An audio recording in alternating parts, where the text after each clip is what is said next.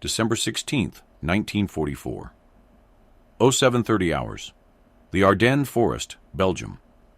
Staff Sergeant James Mitchell, 23 years old, crouches behind his idling Willys MB Jeep as German 88mm shells tear through the frozen pine trees above his head. The morning fog hasn't lifted yet, and somewhere in that white curtain of mist, he can hear the distinctive rattle of MG-42 machine guns, Hitler's buzzsaw, getting closer. Mitchell's hands shake as he grips the dual handles of the weapon mounted behind his driver's seat. It's a Browning M2 .50 caliber machine gun, the same weapon normally bolted to Sherman tanks and destroyer turrets. Except now it's mounted on a Jeep. His Jeep. The armored cavalry brass said it was experimental. The Germans had another name for it, Eiserne Wespe, Iron Wasp. He can see them now, shadows moving through the fog, Feldgrau uniforms materializing like ghosts. 40 yards, 35. A full German infantry platoon, advancing in loose formation, thinking they've stumbled on just another American reconnaissance vehicle. They have no idea what's about to hit them. But before we see how this fight ends, we need to understand how a weapon designed for 10-ton tanks ended up on a quarter-ton Jeep, and why the Germans feared it more than almost anything else on wheels. By late 1943, American forces in both Europe and the Pacific faced an impossible problem. Mobility versus firepower. You could have one, but not both. The M4 Sherman tank packed serious punch with its 75mm main gun and turret-mounted .50 caliber Browning M2. But Shermans were slow, averaging just 25 miles per hour on roads and barely 15 across rough terrain. They guzzled fuel, 67 gallons per 100 miles.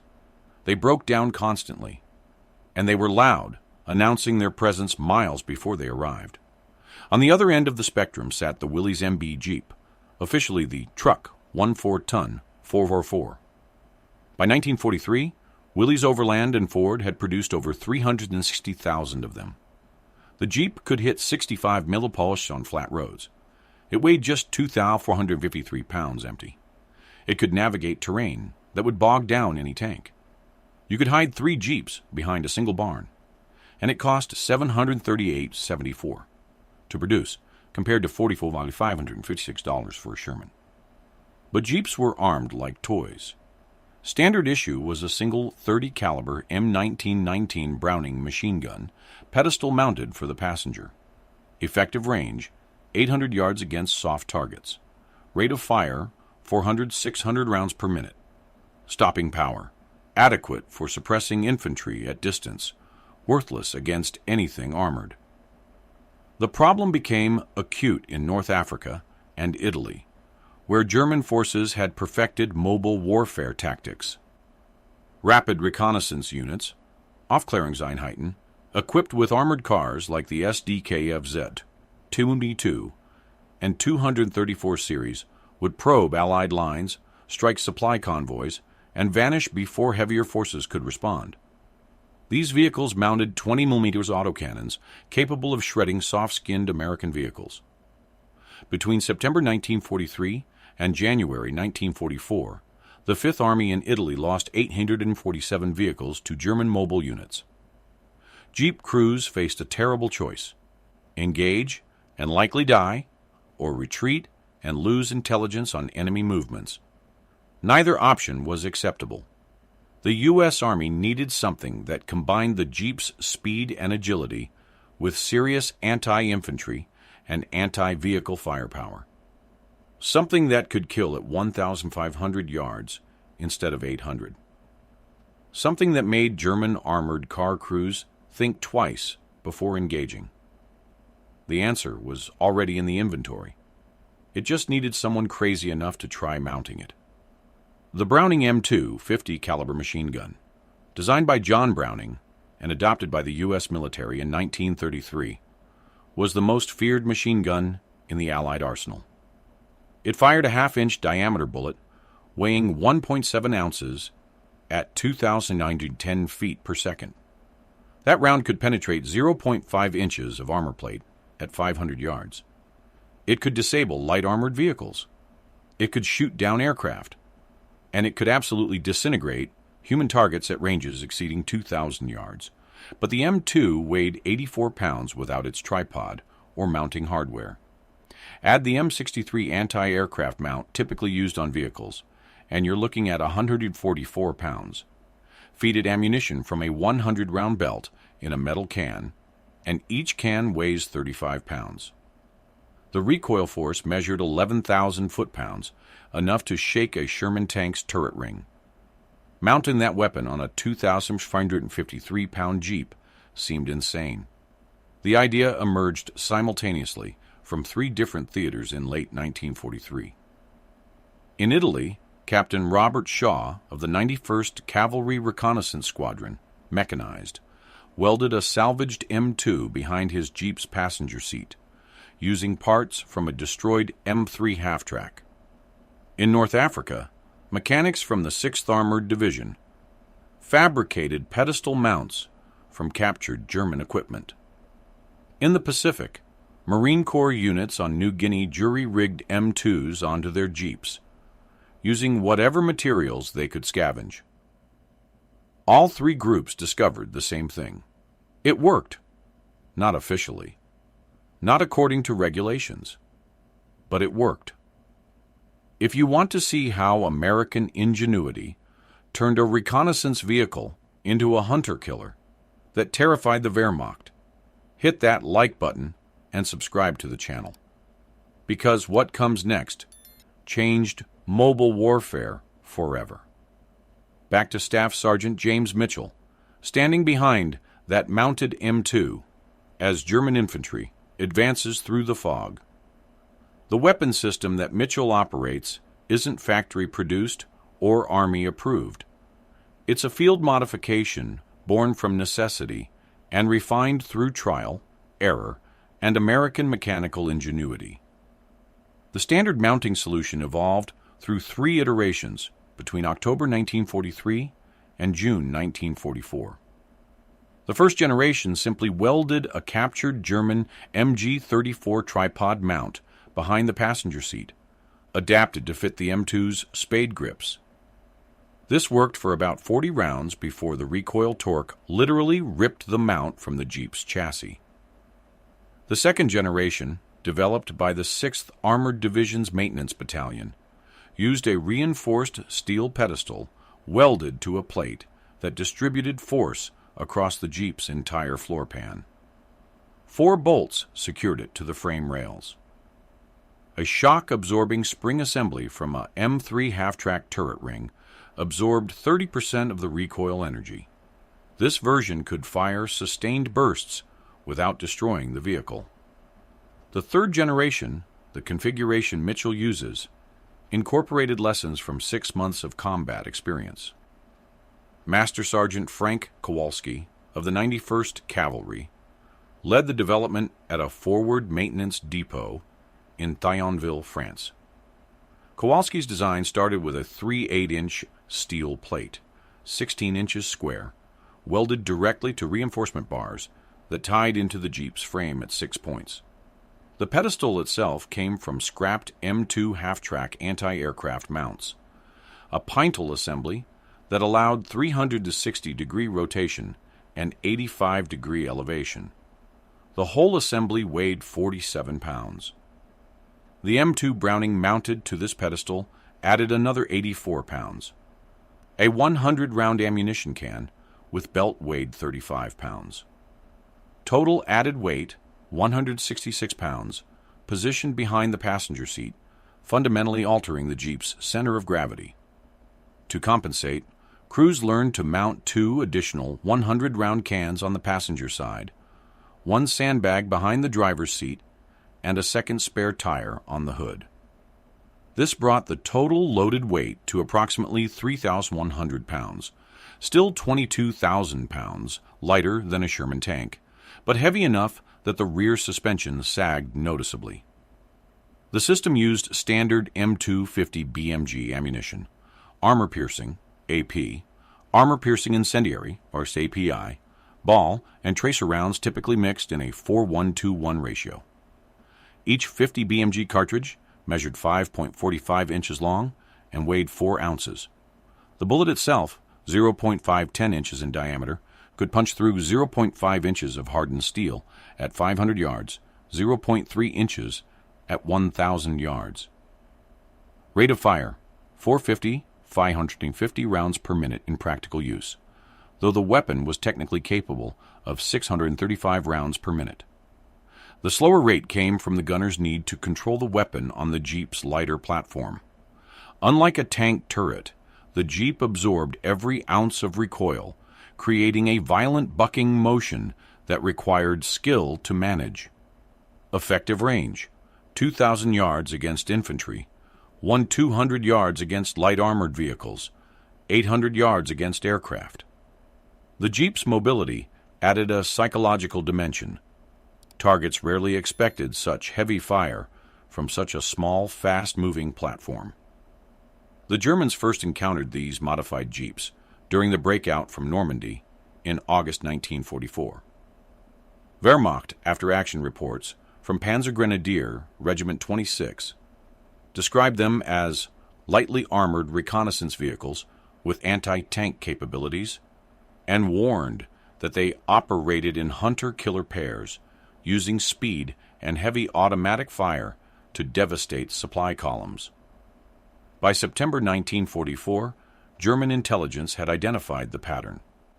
American Jeeps with oversized weapons, mounted behind the passenger seat, operating 2 to 5 miles ahead of main forces, ambushing convoys and destroying parked aircraft. The Luftwaffe lost 17 FW-190 fighters to Jeep-mounted M2 fire at forward airfields in France and Belgium between September 3rd and September 28, 1944. German soldiers began calling them Eiserne Wespe, Iron Wasp. The name captured their nature perfectly. Small, fast, and equipped with a sting far beyond their size. Unlike the Hornice, Hornet, tank destroyer, or Wespe self-propelled gun, these weren't German vehicles. The name represented grudging respect for an enemy innovation that had no proper counter. The unofficial nature of these modifications created logistical chaos. The Army had no supply chain for the mounting hardware, no maintenance manuals, no training program. Units fabricated their own mounts, using salvaged parts, battlefield scrap, and imagination. A mount that worked perfectly for the 6th Armored Division might fail catastrophically for the 3rd Infantry Division because the welding specifications differed. By December 1944, approximately 340 Jeeps across the European theater had been modified with M2 mounts. Another 180 operated in the Pacific. None appeared on any official Army inventory. Technically, these modifications violated Army regulations regarding unauthorized vehicle alterations. Practically, commanders looked the other way because the tactical results were undeniable. One Jeep with an M2 could provide fire support equivalent to an entire infantry platoon. It could engage targets at ranges where enemy return fire was ineffective. It could reposition in seconds, appearing in unexpected locations to devastating effect. And it only cost the price of welding supplies and a few hours of work. Mitchell thumbs the butterfly trigger as the German infantry closes to 30 yards. The M2 erupts. The weapon's roar is different from anything else on the battlefield. A deep, hammering bass note that resonates in your chest cavity. Thump, thump, thump, thump.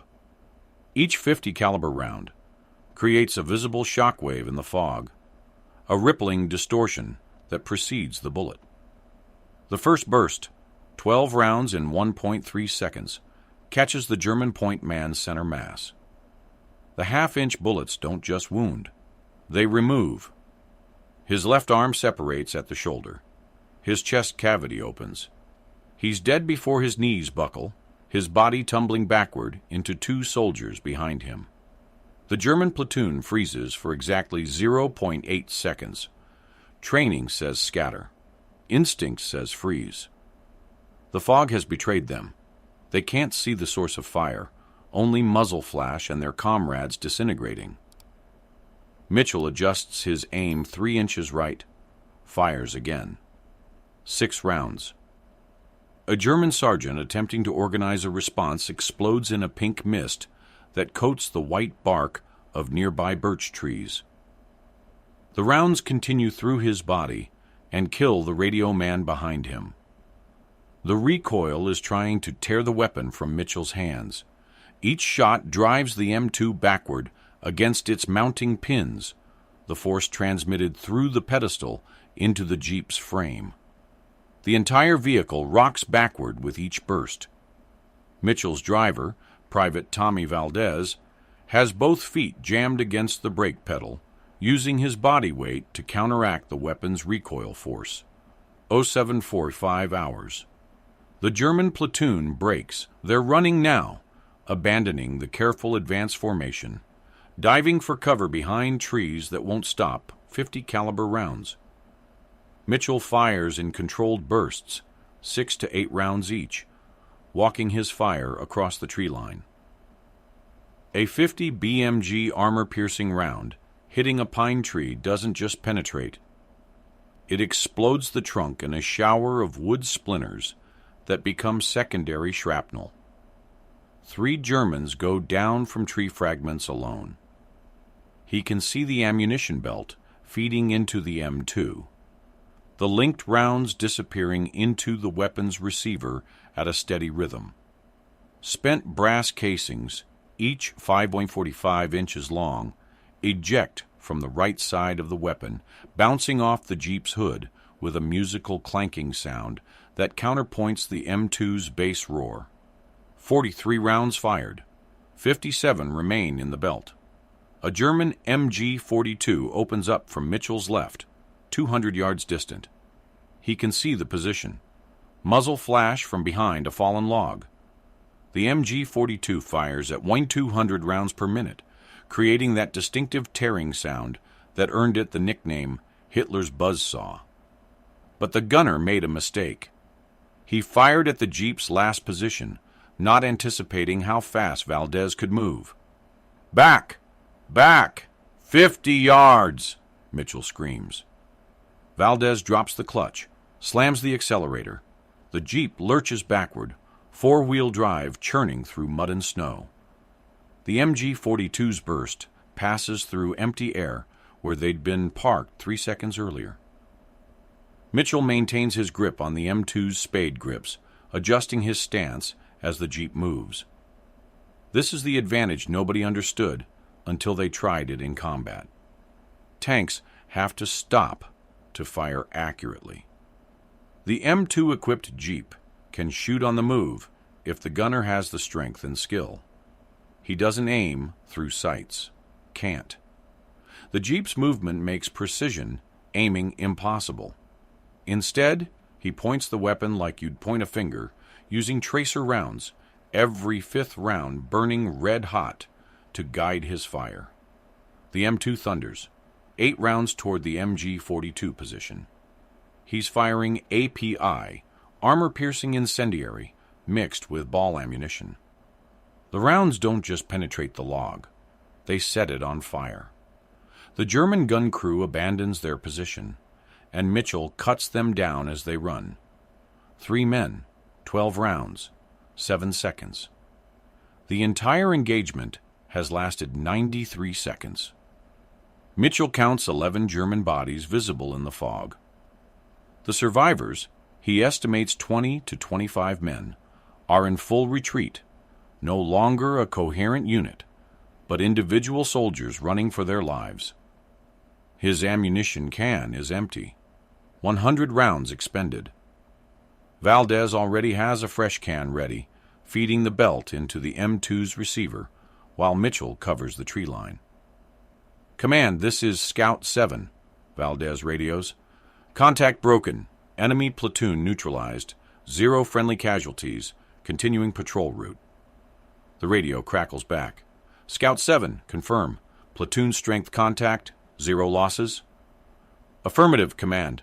The Iron Wasp works. That phrase, the Iron Wasp works, appears in the 91st Cavalry Reconnaissance Squadron's After-Action Report dated December 16, 1944. Mitchell's engagement represented the first documented use of a Jeep-mounted M2 during the Battle of the Bulge. But it wasn't the first time these weapons proved their worth. 3 months earlier, on September 4, 1944, near Namur, Belgium, Lieutenant David Chen of the 6th Armored Division's Reconnaissance Platoon used his modified Jeep to destroy 4 German SDKFZ 251 half-tracks in a 6-minute engagement. His report noted, the enemy consistently underestimates the Jeep's firepower. They position for infantry engagement and receive anti-armor fire instead. On October 12, 1944, Corporal James Washington operated his M2-equipped Jeep as part of a convoy security detail near Metz, France. When German Panzer Grenadiers ambushed the convoy, Washington's Jeep engaged from 800 yards, killing 17 attackers before they could close to effective rifle range. The convoy suffered 0 casualties. The pattern repeated across the European theater. German forces, accustomed to engaging lightly armed reconnaissance jeeps, found themselves facing sustained heavy machine gun fire from unexpected ranges and angles. The psychological impact was significant. Captured German soldiers consistently reported that the sound of a .50 caliber M2 created immediate panic because it meant either tanks or the small vehicles with tank guns. By January 1945, the tactical doctrine for M2-equipped Jeeps had crystallized through battlefield experience rather than official training. The vehicles operated in pairs, designated Hunter and Security. The Hunter Jeep carried the M2 mount with 3 100-round ammunition cans, 300 total rounds. The Security Jeep mounted a standard .30 caliber M1919 and carried additional ammunition, fuel, and supplies for both vehicles. Standard patrol pattern: Hunter Jeep, 50 100 yards ahead. Security Jeep positioned to provide covering fire during reload. When contact occurred, the Hunter engaged while the Security Jeep maneuvered to flank or provided suppressing fire with the .30 caliber.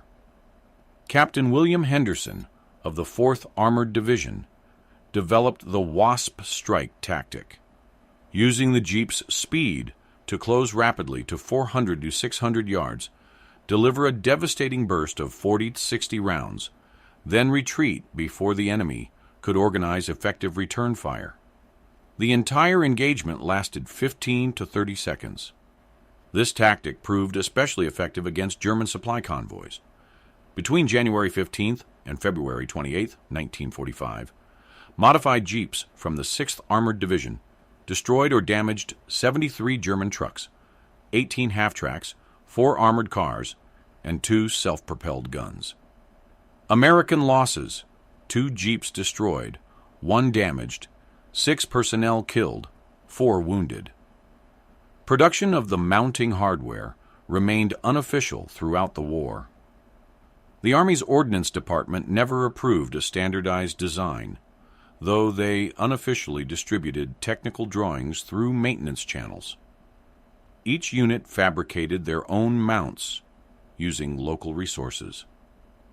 The 3rd Army Maintenance Battalion in Luxembourg produced 47 mounting kits between December 1944 and March 1945 using steel plate salvaged from destroyed German vehicles.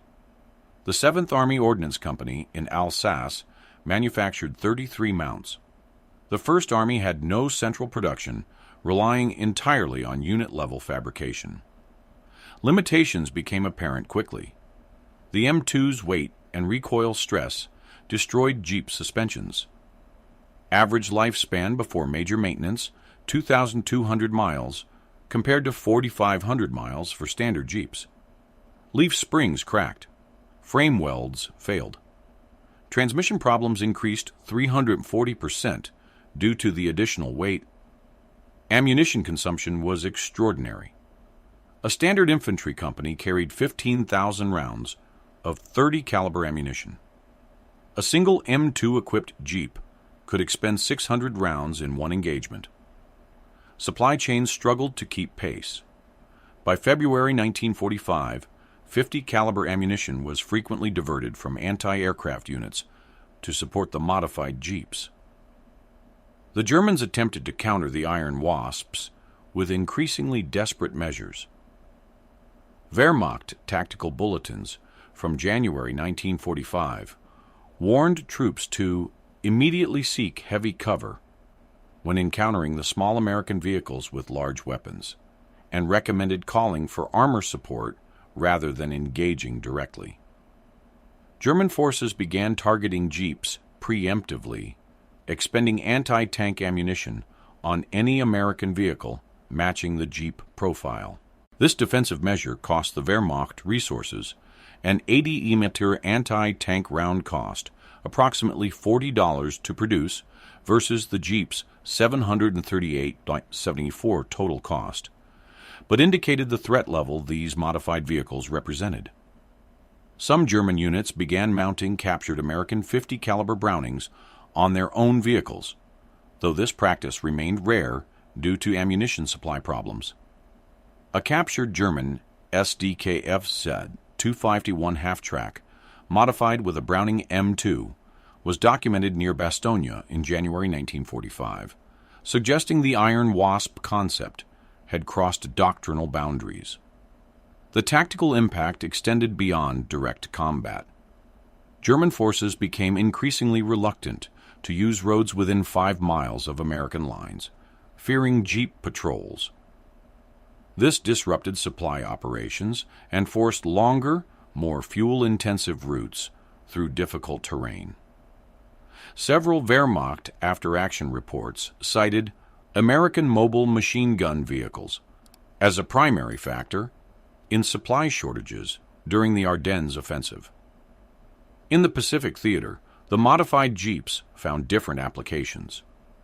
Marine Corps units on Iwo Jima and Okinawa used M2-equipped Jeeps for cave suppression, firing directly into Japanese defensive positions from 200 to 400 yards.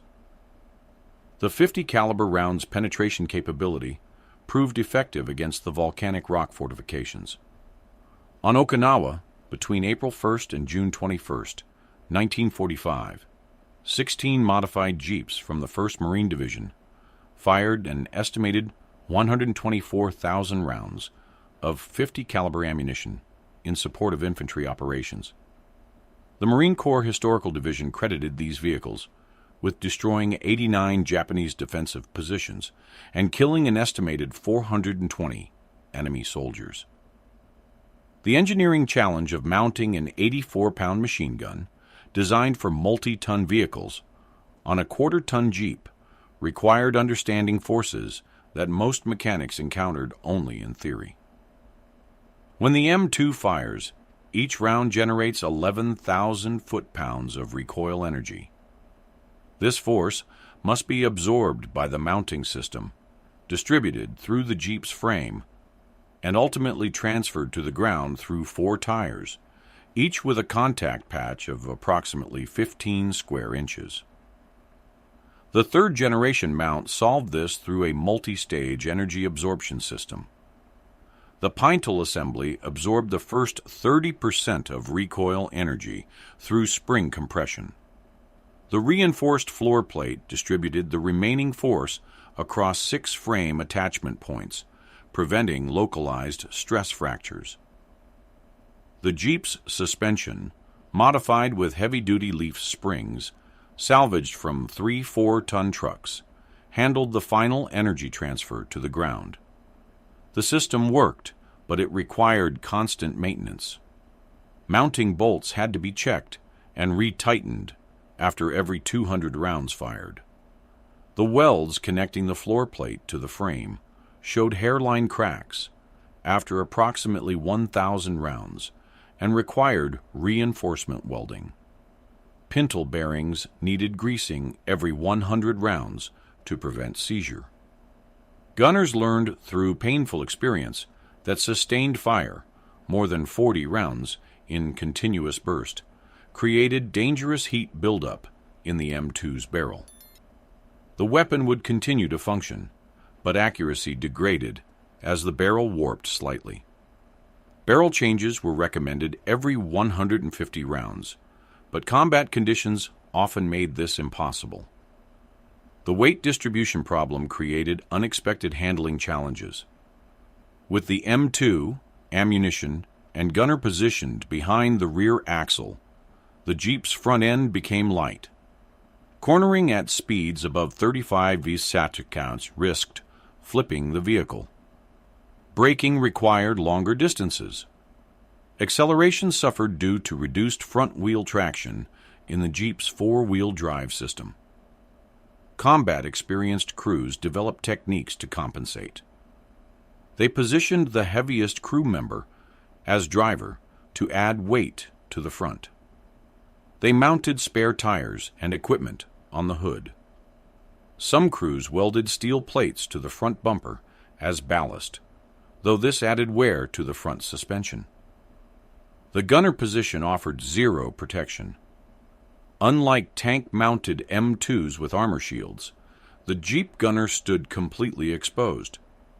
This created a tactical dilemma. The weapon provided overwhelming firepower, but using it exposed the gunner to enemy fire. Crews adapted by developing shoot-and-scoot tactics. The average engagement lasted under 30 seconds. Fire a burst, relocate immediately, fire again from a different position. This required exceptional coordination between driver and gunner.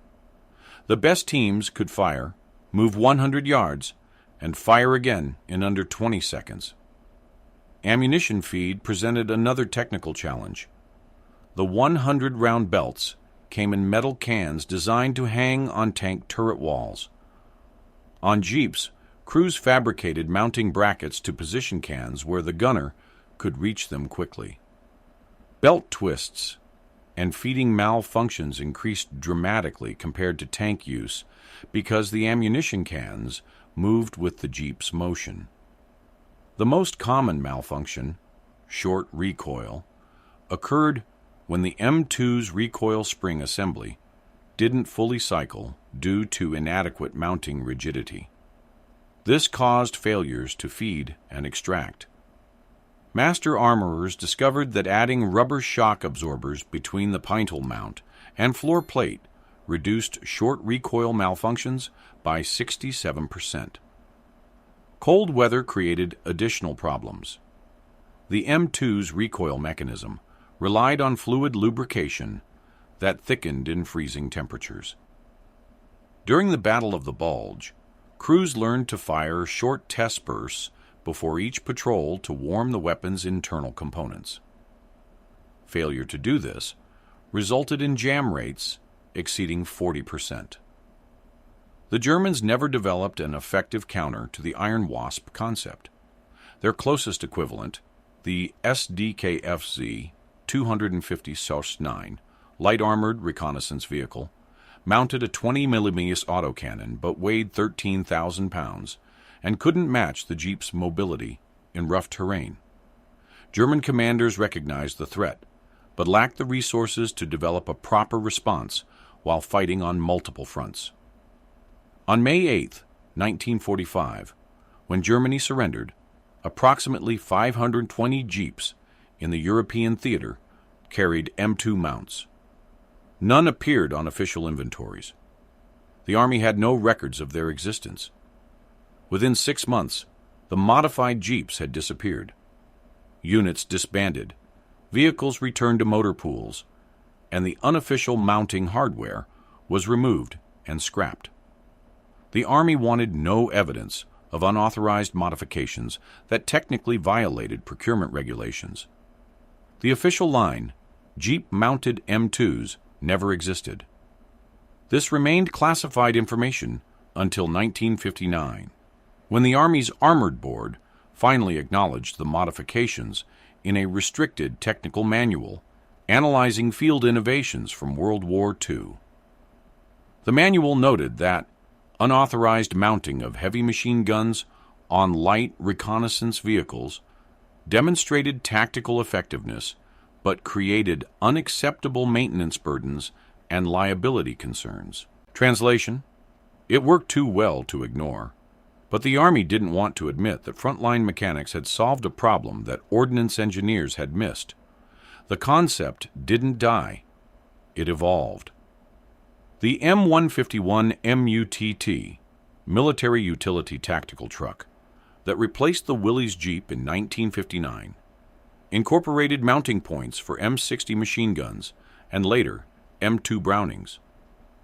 These mounts, designated M122 tripod assemblies, use the same force distribution principles that Master Sergeant Kowalski had developed in France 15 years earlier.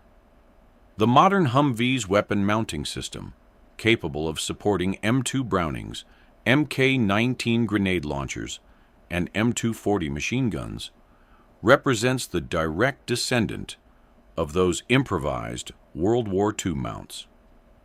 The engineering has been refined, the materials improved, but the core concept remains identical. Mount the heaviest practical weapon on the lightest possible vehicle platform. Special Operations Forces continue to use the Iron Wasp philosophy. Modern Special Operations vehicles like the Ground Mobility Vehicle and Interim Fast Attack Vehicle mount .50 caliber weapons on platforms that prioritize speed and maneuverability over armor protection. The German nickname Eiserne Wespe never appeared in official Allied documents. It existed only in Wehrmacht field reports and captured intelligence documents that weren't declassified until the 1970s. Modern military historians discovered it while researching German tactical responses to American innovations. That nickname, perhaps more than any official designation, captures what these vehicles represented. Small, fast, and equipped with a disproportionate sting that caught enemies by surprise. Staff Sergeant James Mitchell survived the Battle of the Bulge. He operated his modified Jeep through February 1945, participating in 43 combat patrols and 17 direct engagements. His official kill count: 47 confirmed enemy combatants, though the actual number was likely higher. He never fired another shot after February 23, 1945, when his Jeep struck a German mine near Saarbrücken. The blast killed his driver, Private Tommy Valdez, and severed Mitchell's right leg below the knee. He spent 8 months recovering in military hospitals before medical discharge in October 1945. Mitchell returned to Topeka, Kansas, married his high school sweetheart, and worked as a machinist for Boeing for 37 years. He never spoke publicly about his war experiences, though his children remember him maintaining a battered photograph of himself and Valdez standing beside their Jeep, the M2 clearly visible in the mounting bracket. He died in 1998, age 77, from complications of lung cancer. His obituary mentioned his Purple Heart and Bronze Star, but made no reference to the Iron Wasp or the weapons system he'd operated in the Ardennes. Master Sergeant Frank Kowalski, the maintenance specialist who perfected the M2 mounting system, received no official recognition for his innovation. His personnel file makes no mention of the mounting designs that were distributed across the European theater. He remained in the Army until 1964, retiring as a sergeant major. He died in 2003, age 84. Most of the men who operated these modified Jeeps carried the secrecy to their graves. The Army's position that the modifications never officially existed meant there was no framework for acknowledging their contributions. No campaign medals mentioned Jeep-mounted weapons. No unit citations referenced the Iron Wasp. The German soldiers who encountered these vehicles remembered them differently. Hans Müller, a former Wehrmacht sergeant who faced American forces in the Ardennes, wrote in a 1983 memoir, "We feared the small vehicles with the large guns more than the tanks. The tanks we could see coming, could prepare for. The small vehicles appeared like ghosts, destroyed everything, and vanished before we could respond." By the late 1990s, as World War II veterans entered their final years, a few began sharing their stories. The Military History Institute at Carlisle Barracks, Pennsylvania, has recorded 17 oral histories that reference Jeep-mounted M2 operations. These accounts, combined with declassified German intelligence reports and unit maintenance records, finally documented what had been erased from official history. The Iron Wasp existed. It changed mobile warfare. It saved countless American lives by providing firepower that previously required much heavier vehicles. And it was built by soldiers and mechanics who saw a problem and solved it. Regulations be damned. These men, Mitchell, Valdez, Kowalski, and hundreds of others whose names appear nowhere in official records, embodied the American approach to warfare. Improvise, adapt, overcome. They didn't wait for permission or proper equipment. They welded tank guns to jeeps and drove into battle. If this story moved you, honor their memory by hitting that like button and subscribing to this channel. Click the notification bell so you never miss another story about the innovations and sacrifices that won the war. Drop a comment below. Did any of your family members serve in armored cavalry or reconnaissance units during World War II? Do you have photos or stories about modified vehicles? Share them with our community. The next time you see a military Humvee with a .50 caliber mounted in the turret, remember where that concept came from. Remember Staff Sergeant James Mitchell, standing behind an unauthorized weapon mount in the freezing Ardennes forest, firing at German infantry who had no idea what was about to hit them. Remember the Iron Wasp. And remember that sometimes the most effective weapons in war aren't the ones that appear in official manuals. They're the ones that soldiers build themselves when necessity demands it. Stay tuned for the next video, where we'll explore another forgotten weapon that changed the course of World War II, one that the Allies tried desperately to keep secret until it was too late for the enemy to counter. Until then, never forget those who served. Never forget those who innovated under fire. And never underestimate what determined soldiers can accomplish with a welder and a good idea.